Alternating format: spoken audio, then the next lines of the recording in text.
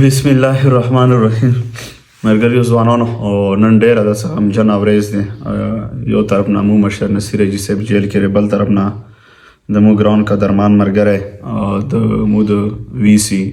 نیب چیرمن څخه د پر بلدیاتي الیکشن کې جوړ شو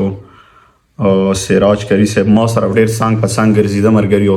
او ډیر خوږ سړی او جمعیت علماء اسلام د ویلیج امیرم و او نن معلومه دهشتګردو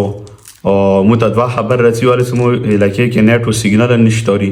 یو خبر دار رسي چې سکیورټي فورسز ولا وشتري، بل خبر دار رسي چې نه معلومه کسونه هیڅ سره رابطه نه کیږي. خو مو ته دره خو بیا ریپورت وسراغله اجاز کسه دا کتو سو وخت سو اجاز یو داس په دې ځای لګیدل لري او آیا دا ملک ته د ما ډېر څنګ مرګره او تنظیمي مرګره مو او جمعیت علماء اسلام سره تعلق لر کری صاحب او مو سره ویل چې ما ورور چیرمن و دا ور سره نائب چیرمن و او ډېر تکړه ان کې لبي سړی و سم در روان وخت مو د احتجاجونو پلان کړو او بیګام ور سره و ډېر د قوم خبره کوله د وطن خبره کوله. نن اجاز شهید شه الله پاک د شهادت قبول کی.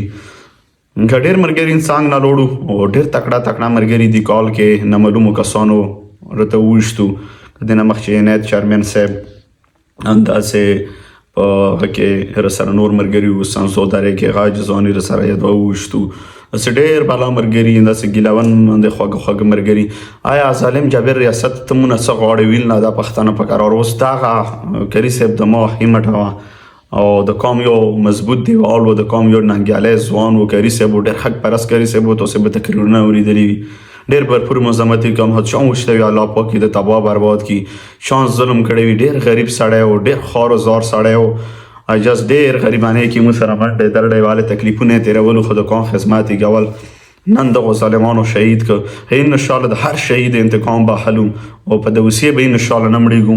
او به دعاونه کو چې الله پاک د شهادت قبول کی. ډېر د سه غیرتی وند تکړه مرګره و سم سره بیګا بغلچو کې پلین نه جوړ کوڅن اول به جمعه ورځ غلجو کې احتجاج کوم بیا به سون خدیزو کې کوم بیا به ډبوري کې کوم د قوم وطن د پر بس دعاونه کو صلی د شهادت قبول کې الله پاک نصیر حاجي صاحب هم خلاص کی